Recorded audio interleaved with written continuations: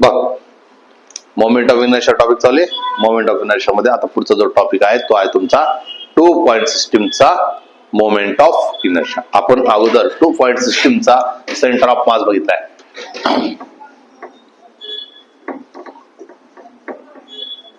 2 point system moment of inertia. Moment of inertia बघा, हा M1 आहे, हा M2 आहे. यांच्यामधलं डिस्टन्स जर D असेल तर याचा सेंटर ऑफ मास जो आहे तो कुठेतरी एका ठिकाणी येऊन जाईल. जर सपोज मी इथं म्हटलं, इथं सेंटर ऑफ मास आहे, इथून इथपर्यंत अंतरला आपण काय म्हणायचो X, आणि इथून इथपर्यंत अंतरला काय म्हणायचो आपण Y.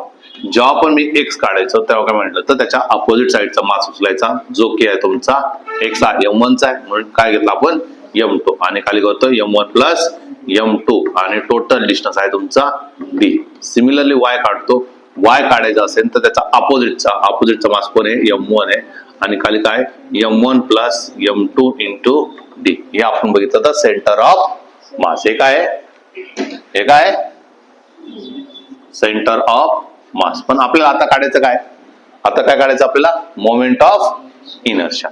जेव्हा पण मला मोमेंट ऑफ इनर्शिया काढायचं असेल, जर मला काय काढायचं असेल मोमेंट ऑफ इनर्शिया काढायचं असेल, मोमेंट ऑफ इनर्शिया जर मी काढत असेल, मी म्हटलं हा X वाला हा तेवढाच असेल तुमचा I वाला, जेवढा X वाला तेवढाच काय I वाला. म्हणजेच काय, इथून मी ऍक्सिस ऑफ रोटेशन टाकून देईन, इथून काय करेन मी ऍक्सिस ऑफ रोटेशन टाकून देईन. ऍक्सिस ऑफ रोटेशन टाकला तर काही नाही, आपल्यासाठी मोमेंट ऑफ इनर्शियाचा फॉर्म्युला काय आहे mr स्क्वेअर आहे.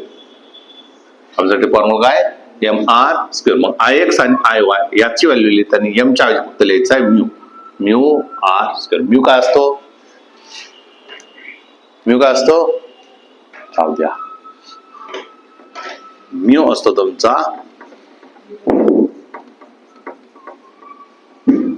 Reduce mass. रिड्यूस मास काय असतो M1 M2 upon M1 plus mutually टाकला आपण M1 M2 upon M1 plus M2 into काय तुमचा R स्क्वेअर.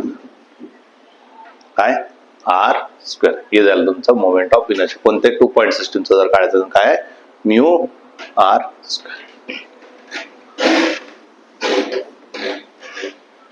बघ, 10 किलोग्रामचा आहे, मी म्हटलं आपण 10 किलोग्रामचा आहे, आणि यांच्यामधला सेपरेट केलेला जो डिस्टन्स आहे तो जर मी म्हटलं 20 मीटरचा आहे, तर आपल्याला माहिती आहे सेंटर ऑफ मास एक्झॅक्टली कुठे भेटेल एक्झॅक्टली सेंटरला भेटेल. मग इथं काय टाकलं मी ऍक्सिस ऑफ रोटेशन. मग याचा मोमेंट ऑफ इनर्शिया काढायचा आहे. मोमेंट ऑफ इनर्शिया काढायचं तर काय म्हटलं मी म्यू डी स्क्वेअर किंवा म्यू आर स्क्वेअर, बरोबर की नाही, म्यू आर स्क्वेअर. आणि म्यू काय तुमचा M1 M2 upon M1 plus M2 into काय R स्क्वेअर.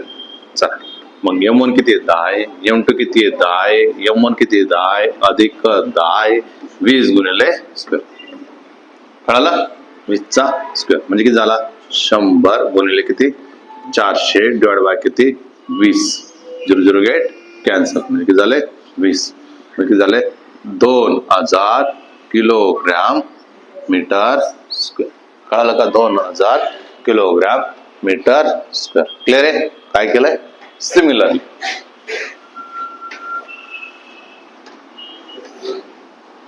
आता मी घेतलं इथं 10 किलोग्राम आणि इथं घेतलं मी 5 किलोग्राम, बरोबर. आणि यांच्यामधलं अंतर जर सपोज 20 मीटरचं आहे. आता एक्झॅक्टली सेंटर ऑफ मास सापडेल का नाही, का बरं नाही, मास आता सेम राहिलेलं नाही. मास जर सेम असता तर एक्झॅक्टली सेंटरला असता.